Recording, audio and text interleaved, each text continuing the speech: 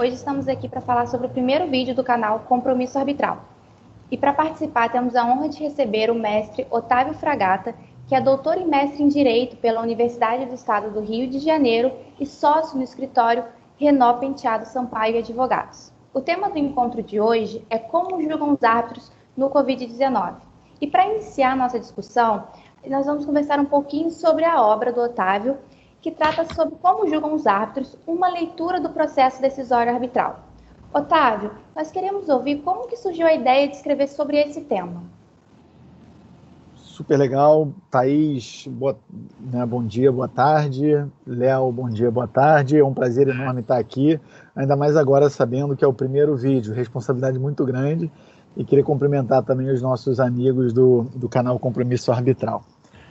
Entrando já na pergunta, o tema do meu livro ele é como julgam os árbitros, né? Então, a minha tentativa foi um pouco estudar o processo decisório do árbitro. De onde é que veio essa origem? Primeiro veio uma origem de referências americanas, né? Você tem vários livros e vários estudos nos Estados Unidos que eles buscam endereçar um pouco esse realismo. Eles tentam responder os fatores que influenciam o processo decisório do julgador, né? E aí, quando eu estava submetendo a minha proposta de tese para o doutorado, ela inicialmente iria cobrir a imparcialidade do árbitro e todos os fatores que envolviam a imparcialidade do árbitro, etc. E aí eu entrei numa audiência de um caso super relevante e a gente estava na audiência e a audiência sempre aquelas quantidades de noites mal viradas, né, você estressada, essas coisas todas, e a gente na tensão. E a gente propondo uma linha de argumentação, e um dos árbitros, ele, quando terminou a inquirição, ele fez assim umas 3 ou 4 perguntas, ou 5 perguntas, assim, meio que buscavam, na verdade, me pareceu, na época, não explorar os fatos, mas tentar confirmar uma história que ele tinha construído na cabeça dele. Então ele falou assim, foi basicamente ticando as caixinhas daquela história que ele tinha construído. E aí eu falei, bom, esse árbitro ele já construiu a história e só foi confirmar a história dele da audiência. E aí eu falei, bom, é para isso que serve a audiência? O árbitro tem que chegar na audiência já decidido? E eu falei, bom, como que isso interfere a imparcialidade dele? E aí eu comecei a entrar nesse estudo de entender como é que funciona a convicção. Quando que se molda a convicção? E naturalmente, para você estudar convicção, você tem que estudar, né, ou como o árbitro julga, como o árbitro sentencia, você tem que estudar vários outros processos ou etapas do processo arbitral. Então você tem que analisar primeiro a função do árbitro, você tem que depois analisar a função da prova, depois você tem que analisar a instrução probatória, como que ela funciona e como que ela deveria funcionar e por que ela deveria funcionar dessa maneira, tá? E aí depois tem que também passar pela sentença. Então o meu livro e a minha tese de doutorado, ela passa por todos por cada uma dessas etapas sob a ótica de como julgam, ou, na verdade, deveria ser como deveriam julgar os árbitros. Então, acho que o livro e a ideia dele foi um pouco responder essa pergunta. Não é tanto como julgam, porque se você coloca só o julgam, você está só olhando o passado, mas, na verdade, tem uma proposta de como deveriam julgar os árbitros. Essa é a proposta que eu tentei abordar no meu livro e na minha tese de doutorado. Otávio, bem interessante.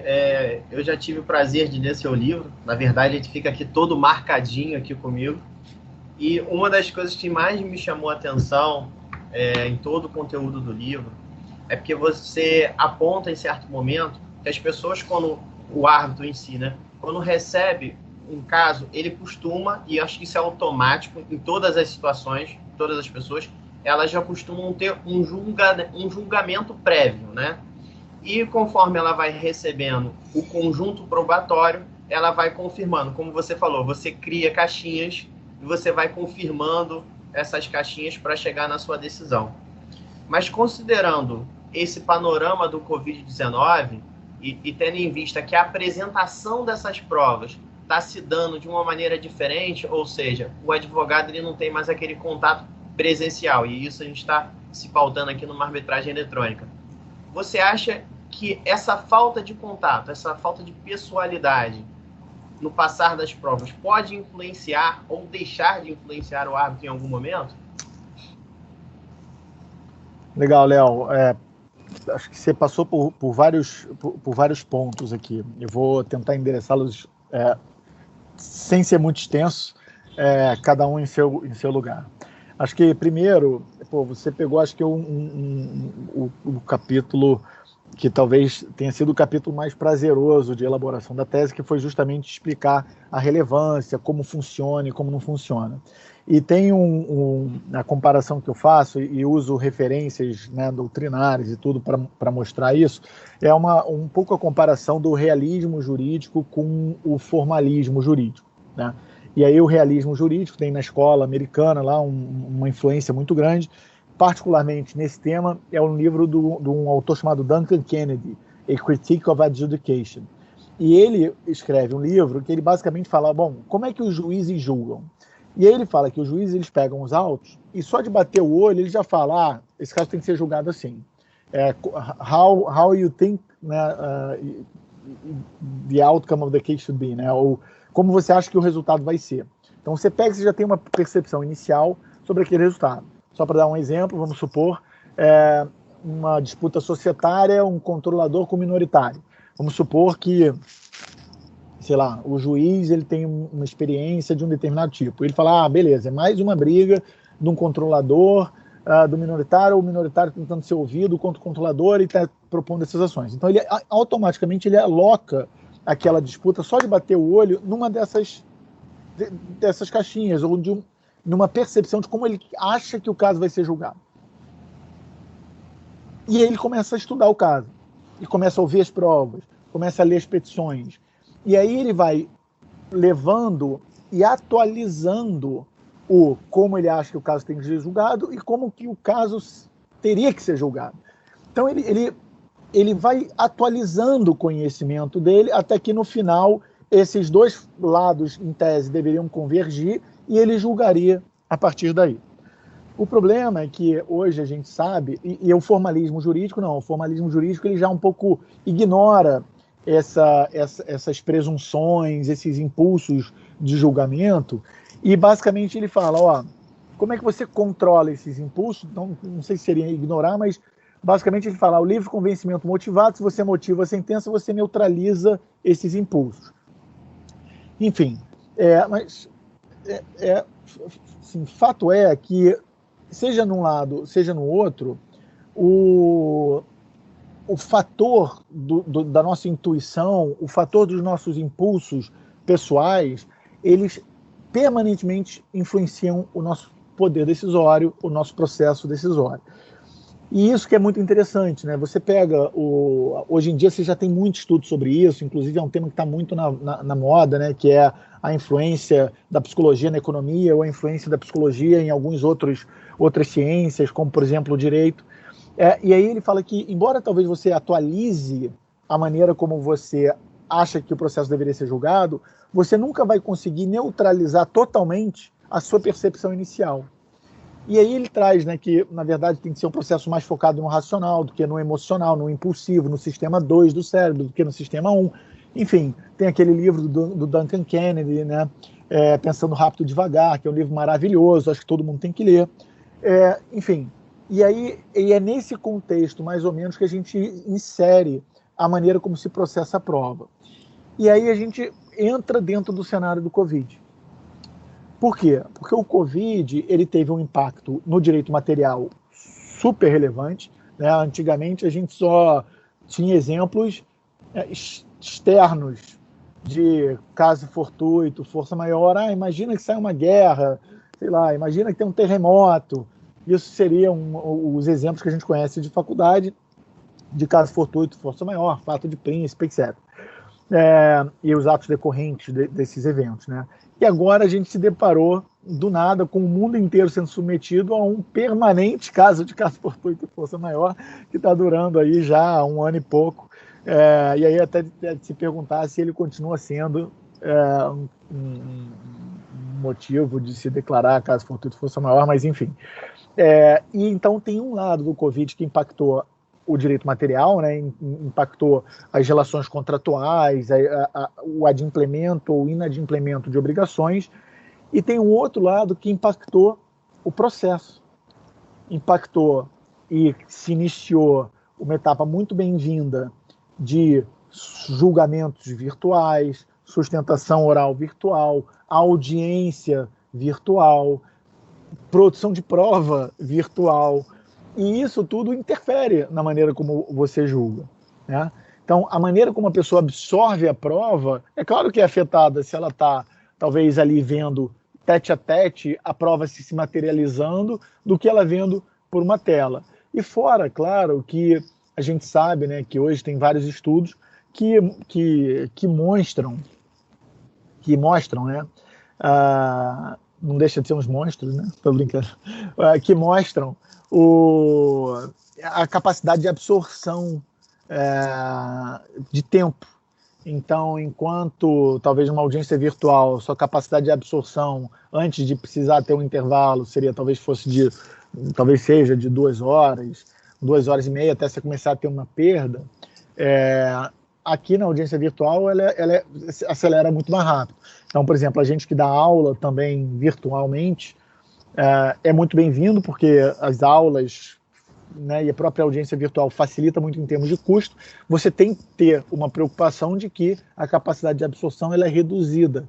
E isso, claro, interfere na sua estratégia como advogado de apresentação de caso, interfere numa série de maneiras e tudo que você tem que não pode ignorar na apresentação do caso. Então, não sei se consegui endereçar muito a sua pergunta, mas tentei. Otávio, você falou e acabou já até adiantando a resposta de uma pergunta que eu ia trazer. Eu acho que você pontuou muito bem que querendo ou não, o processo eletrônico, ele causa, né, interferências. O fato de você não estar presencialmente, você não consegue avaliar determinadas reações. E como você disse, tem estudos, a postura da pessoa, a forma que ela endereça as mãos, o ombro, isso pode muitas vezes, numa audiência de instrução e julgamento, mostrar se ela está dizendo a verdade ou não. E você perde isso um pouco com o eletrônico. Entretanto, a gente tem aí os benefícios e as vantagens de você ter um meio virtual, né? O Covid ele trouxe isso. Muitos processos estariam parados se a gente não usasse das tecnologias. Para você, na sua opinião pessoal, tem mais benefícios a arbitragem eletrônica do que malefícios, ou estaria ali igualitárias? Tá.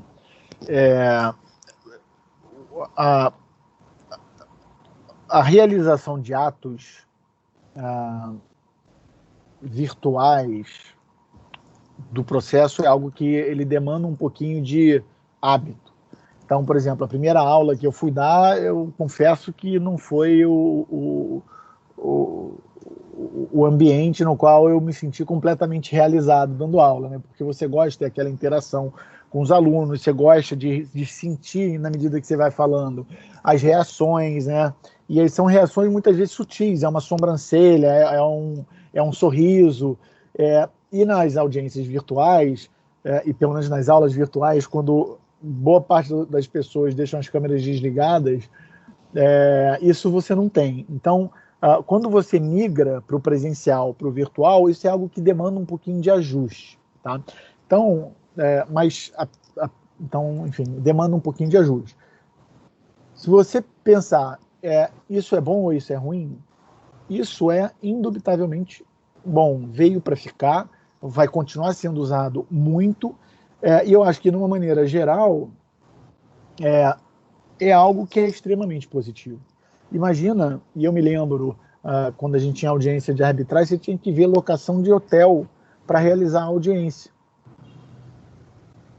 Era uma fortuna sempre. Você tinha que instalar equipamento de som. Você tinha que contratar uma pessoa só para gravar a audiência. você tinha que ter um estenotipista in loco. Hoje em dia já está até virtual isso, mas tinha uma série de fatores que eram complicadores e você tinha que possibilitar a agenda da pessoa não só para os dias da audiência, mas uns 2 dias antes, uns 2 dias depois, porque tinha viagem, tinha avião, tinha isso, tinha aquilo, despesa de hotel. E se você pensar que tudo isso foi eliminado simplesmente para facilitar, e você pode realizar o ato com uma otimização e uma eficiência muito maior, cara, é claro que isso é positivo. Isso é maravilhoso. Eu me lembro até uma época em que a CCI ela estava tendo um debate dentro da corte se eles deveriam deslocar a sede da CCI de Paris para a Suíça. E se permanecia em Paris, etc., se permaneceria na França, tá? E o que a CCI fez? Ela fez um levantamento sobre o que ela gira. O que o simples fato da CCI estar sediada em Paris, o que ela gira para a cidade de Paris. E várias outras cidades estavam oferecendo vários benefícios fiscais, estavam incentivando com espaço, tudo para a CCI ir para lá e tudo. E a CCI fez um levantamento que o simples fato dela estar presencialmente em Paris, ela gerava para a cidade de Paris, sei lá, um número que eu fiquei até espantado, era algo como, sei lá 12 milhões de reais, 12 milhões de euros, 30 milhões de euros, era uma referência assim na casa dos milhões, das dezenas dos milhões. Imagina, isso o que gira em torno de um processo arbitral. Então, é claro que o processo arbitral passa pela produção de prova, mas também tem todo esse aparato necessário de mobilização que hoje, com as audiências virtuais, barateou muito, otimizou muito. Então, é muito bem-vindo. Tá? E aí a gente pode falar, acho que na sequência, para eu não me alongar muito, sobre as questões de produção de prova, né? Que tem sim um impacto, mas acho que, enfim, no geral veio para ficar e é muito bem-vindo, e com quem você conversa que tem tido essa experiência tem sido muito positiva, e todo mundo tem apreciado essas audiências virtuais. Bacana. Léo, seu som. Meu microfone aqui estava fechado. Eu achei o ponto que o Otávio trouxe agora muito interessante. A gente vê aí uma série de benefícios na arbitragem eletrônica, mas a minha preocupação continua nas questões da prova. Qual o impacto, na sua opinião, Otávio?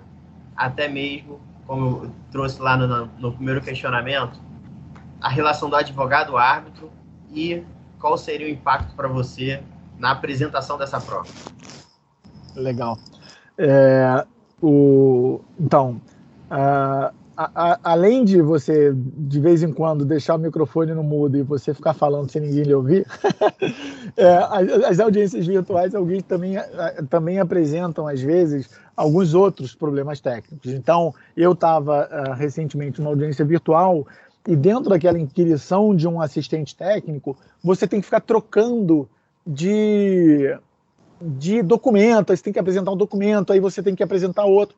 E a inquirição de testemunha e de assistente técnico, ela demanda um certo ritmo.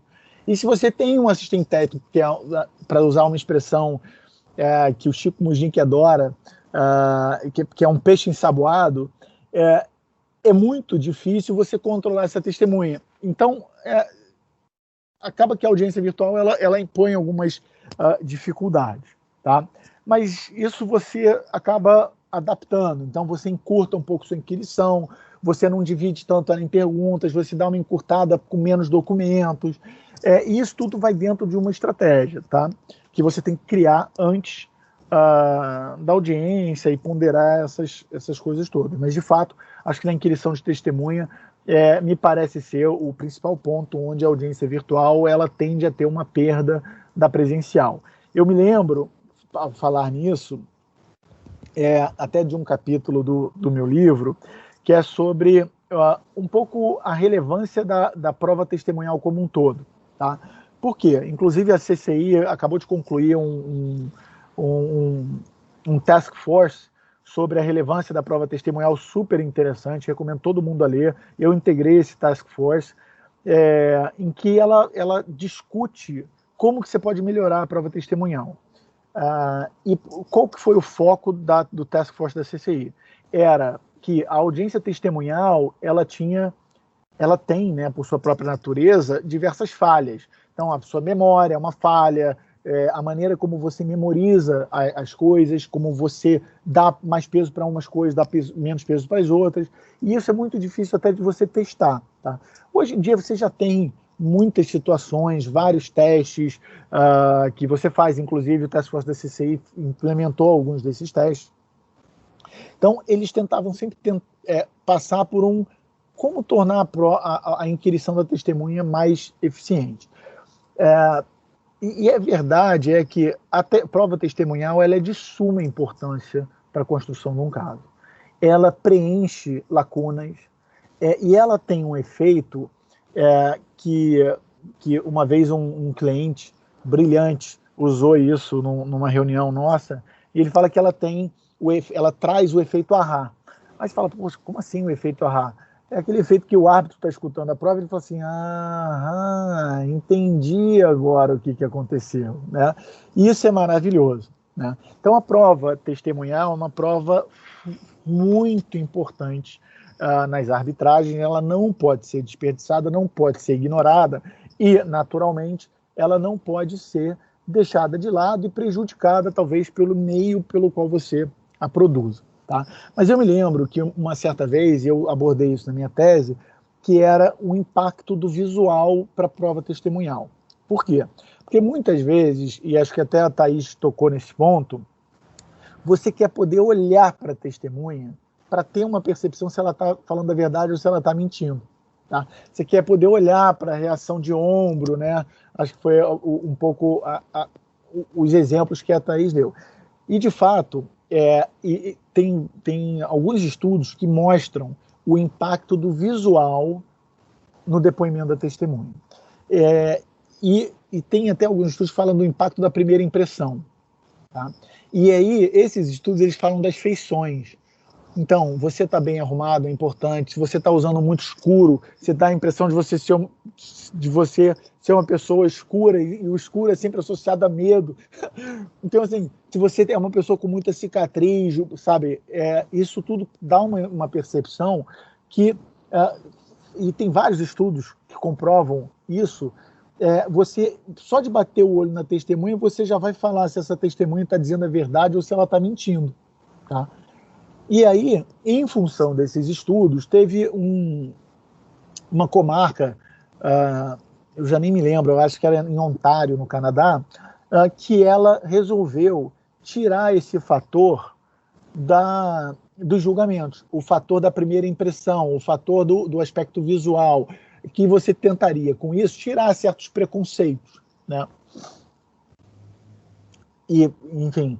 E tem um estudo até bem interessante que ele colocou várias imagens de pessoas e criminosos que eram procurados, sei lá, pelo FBI e ganhadores de prêmio Nobel. E a pessoa tinha que falar quem era quem, se era um America's Most Wanted Criminals ou se era um ganhador do prêmio Nobel. E aí ele mostrava a imagem assim, muito rápido, em menos de um segundo, e você tinha que falar. Aí depois ele mostrava por, sei lá, um segundo. Aí você tinha que responder. E depois você ficava vendo a imagem por 5 segundos e você tinha que falar se ele era ganhador de prêmio Nobel ou se ele era um American Most Wanted Criminals. E sempre a resposta inicialmente apresentada, ela era mantida posteriormente e o índice de erro era de 50 e poucos %, 60%. Então você errava, se você iria dar credibilidade se era um criminoso ou se era um ganhador do prêmio Nobel, em quase 50%. E aí a sua percepção, você imagina que um ganhador do prêmio Nobel vai falar a verdade, né? Enquanto que um criminoso eventualmente diria mentira. Então, e isso serviu para mostrar como às vezes a sua primeira opinião ela está errada. E todos nós aqui vamos falar assim, não, mas, poxa, minha primeira opinião é sempre certa, a minha intuição é muito... Eu sei ler bem as pessoas. quantas vezes a gente já escutou isso, né? Enfim, entram outros fatores aí que a gente pode falar daqui a pouco. Mas fato é que essa comarca de Ontário, acho que era Ontário, não tenho certeza, eles tiraram o depoimento da testemunha presencial. Então a testemunha ficava, não aparecia, o advogado fazia as inquirições, a testemunha respondia ao vivo, mas não aparecia, porque queriam tirar esse fator das pré-concepções e dos pré-julgamentos. E isso durou muito pouco, porque todo mundo queria e pediu essa leitura pessoal, né? Enfim, é bem interessante. E só para concluir, por que isso é interessante? Porque você tenta excluir todos os fatores externos à prova e você fica só com o depoimento, que é o que eu trouxe na minha tese, que é o princípio da facticidade, que é o princípio do fato prevalecer sobre todo o restante. Então, quando você tem um depoimento sem a testemunha, sem você ler, você está só analisando a informação que está surgindo desse depoimento, que são os fatos. Então você tira os seus preconceitos, você tira a sua intuição, você tira as suas... se ele piscou 3 vezes é porque ele está mentindo, se ele olhou para a esquerda, para o superior, canto superior direito, é porque ele está falando a verdade, é porque ele está acionando a memória. Então, enfim, tem uma série de coisas que é muito interessante dentro de um debate que às vezes pode parecer simples. Otávio, antes da gente encerrar, se você pudesse, não sei se nos últimos tempos você teve que vivenciar uma arbitragem por meio de videoconferência, mas pela sua própria experiência, pelo que você julga ser adequado ou não, se você pudesse dar para o pessoal que está nos assistindo uma dica do checklist, do que não fazer ou do que fazer na sua audiência por vídeo, o que você daria? Tá. Tem alguns vídeos que mostram o passo a passo para você se preparar para uma audiência virtual. Não vou replicar esses vídeos, porque esses vídeos, né, tem aulas de 3 horas mostrando o que você tem que fazer, etc. O que eu diria para você fazer? Primeiro, testar muito todo o equipamento, saber quando o seu equipamento tende a dar falha, quando não dá falha. A pior coisa que você pode ter numa audiência virtual é computador falhando, vídeo não funcionando, você tendo problema com a apresentação de documentos, delay em apresentação de documentos. Então, saiba e tente evitar. Você fazendo todo esse preparo, ainda assim você corre o risco de acontecer. Mas, se você não fizer o preparo, com certeza vai acontecer, e vai acontecer com uma interferência muito maior. Então, acho que o primeiro é isso. O segundo é ter a consciência desse procedimento de produção de prova, desse procedimento de apresentação de caso, e saiba como as pessoas estão absorvendo isso. Tá? Então, isso para advogado, né? Então, para o advogado, pensar em encurtar a inquirição, deixar a inquirição mais curta, sem precisar passar por tantos documentos. A gente aprende a inquirir testemunha meio que construindo a história com os documentos, para ela confirmar a história toda. Então aí quando você desloca para o meio virtual, você não precisa passar por toda a história para construir isso. Claro, isso vai muito de julgamento, discernimento, mas você dá uma encurtada nesse processo todo. Então, isso são, acho que, 2 dicas muito rápidas.